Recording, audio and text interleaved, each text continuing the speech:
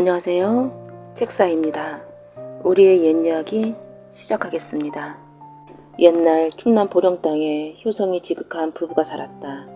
부부는 운순이 힘든 늙은 어머니를 모시고 있었는데 어머니가 노망까지 들어 아들 내외를 힘들게 했다. 하지만 아들과 며느리는 어머니가 무슨 일을 시키든 군소리 없이 따랐다.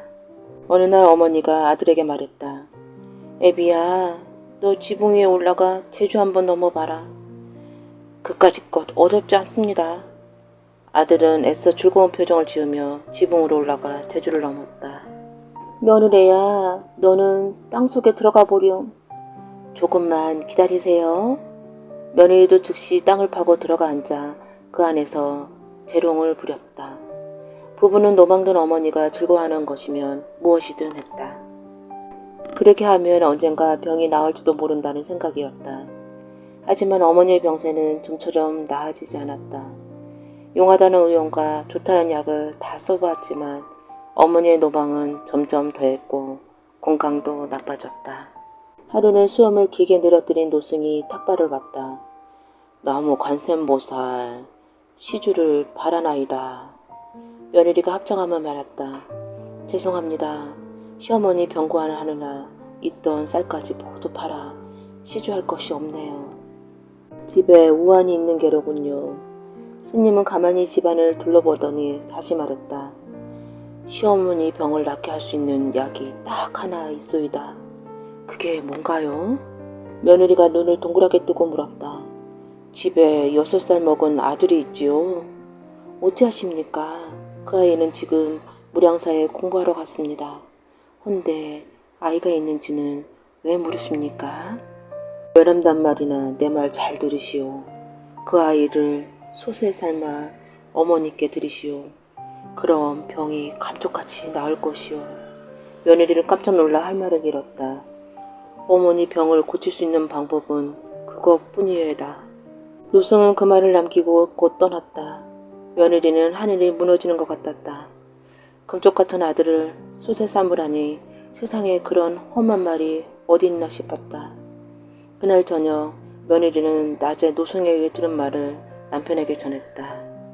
한동안 멍한 눈으로 깊이 생각에 잠겨있던 남편이 마침내 입을 열었다. 예사스님이 아닌 듯하니 그 노승님 말대로 해봅시다. 자식은 또 나오면 되지 않소. 어머니 병만 나는다면 무엇이든 해보고 싶소. 며느리는 말없이 고개만 끄덕였다. 가슴이 찢어지는 듯 아팠지만 남편의 말을 거스를 수가 없었다. 이튿날 부부는 무량사로 가 아이를 데려갔다. 아무것도 모르는 아이는 아버지 어머니 손에 이끌려 집까지 갔다. 부부는 아이의 옷을 벗기며 말했다. 오랜만에 집에 왔으니 목욕을 하거라. 목욕물은 어디 있어요?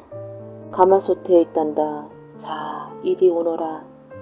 아이가 소단으로 들어가자 부부는 얼른 솥뚜껑을 닫고는 아궁 위에 불을 활활 지폈다.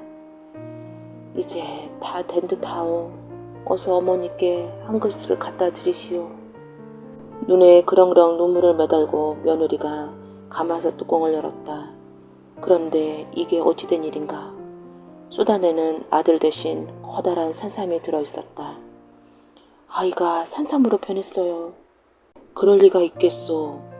부부가 놀라 가마솥을 들여다보고 있는데 뒤에서 나디근 목소리가 들렸다. 어머니, 아버지, 저 왔어요. 부부는 깜짝 놀라 그 자리에 주저앉았다. 올려다보니 솥에 넣은 아들이 쌩글거리며 서 있었다. 도대체 어떻게 된 일이냐? 뭐가요? 저는 공부를 마치고 지금 절에서 돌아오는 길인걸요? 부부는 그제야 정신을 차리고 벌떡 일어나 아들을 부둥켜 안았다. 며칠 뒤 병든 어머니는 산산달인 약을 먹고 씻은 듯 나았다. 부부의 효성에 하늘이 응답한 것이었다. 그 뒤 주변 겨울에 부부를 친송하는 소문이 널리 퍼졌다. 부부의 지극한 효성에 하늘이 감동하여 산삼을 내렸다는구먼. 그렇다네. 참으로 신통한 일이지 뭔가. 사람들은 마을 입구에 효자문을 세워 부부의 효성을 기렸다. 지금도 보령군 마산면에 그 그때 효자문이 남아있다고 한다. 옛날에 동네 으슥한 곳에 심심치 않게 도깨비가 나타났다. 사람을 해치는 일은 없었지만 갑자기 불쑥 나타나 기절초풍하게 했다. 이 마을에도 동네에서 조금 떨어진 외딴 집에 도깨비들이 살았다. 이 마을에 사는 도깨비들은 아주 짓궂은 장난꾸러기였다. 밤늦게 돌아오는 사람들을 홀려서 온 산을 헤매게 만들기도 하고 당산나무 아래로 다려가 밤새 씨름을 하기도 했다. 또 장에 가서 떡을 팔고 오는 떡장수 아주머니의 강주리에서 떡을 훔쳐가기도 하고 변소에 거꾸로 매달려 똥 누는 아이들을 깜짝 놀라게 하기도 했다. 사람들은 이런 짓궂은 장난을 일삼는 도깨비들을 싫어했지만 미워하지는 않았다. 도깨비에게 홀린 사람들은 밤새도록 씨름을 해야 했다.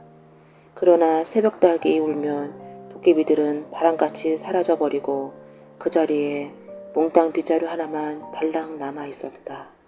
무사히 집으로 돌아온 사람들은 몽땅 빗자루 얘기는 사근이처럼 쏙 빼버리고 도깨비와 씨름한 것을 무용담처럼 늘어놓았다.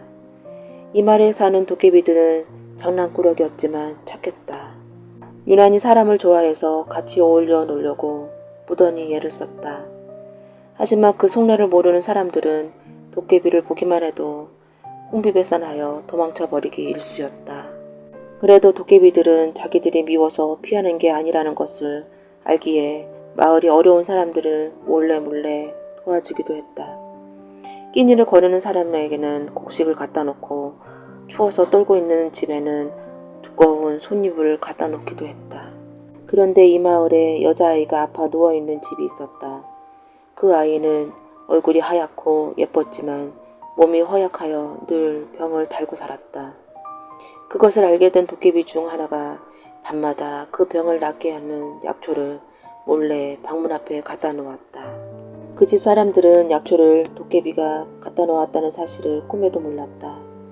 고마운 사람이 누군지 몰라 그저 하늘에 감사하며 약초를 다려 먹였다.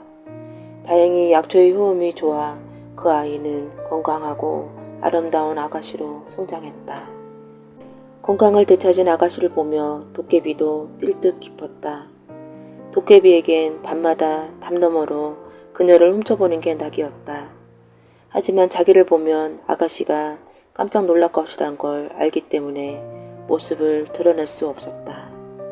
생각 끝에 도깨비는 애틋한 마음이 담긴 꽃과 과일을 몰래 아가씨 집 마루에 갖다 놓기 시작했다. 그러던 중 아가씨는 옆 동네 부잣집으로 시집가게 되었다. 오매불망 혼자 짝사랑을 하던 도깨비는 하루아침에 닥쳤던 개 신세가 되고 말았다. 도깨비는 둔갑하여 얼마든지 아가씨의 결혼에 해방 놓을 수 있었지만 자신과는 맺어줄 수 없는 인연이라는 걸 알기에 체념하고 눈물로 떠나보내야 했다.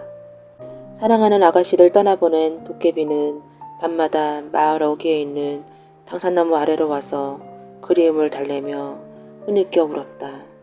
그렇게 매일 밤 구슬프게 흐느끼는 도깨비의 울음소리가 마을 사람들의 잠을 설치게 만들었다. 참다 못한 마을 사람들은 도깨비를 쫓아내려고 밤마다 교대로 당산나무를 지켜야 했다. 당산나무에서 쫓겨난 도깨비는 이미 다른 사람의 아내가 되어버린 그 아가씨가 살던 집에 가서 울었다. 그때서야 마을 사람들은 도깨비가 슬피 우는 사연을 미루어 짐작할 수 있었다. 마을 사람들은 착한 도깨비의 슬픔을 달래주기 위해 당산나무 아래 음식을 준비하고 잔치를 벌려주기로 했다. 그날만큼은 도깨비를 보아도 싫어하거나 도망치지 않기로 했다. 하지만 당산나무 아래 음식을 잔뜩 차려놓고 기다렸지만 끝내 도깨비는 나타나지 않았다고 한다. 그 후로 도깨비가 흐느끼는 울음소리는 사라졌지만 마을 사람들은 1년에 2번 정월과 8월 대보름날 착한 도깨비를 위해 당산나무 아래 음식을 차려놓고 제를 지내주고 있다고 한다.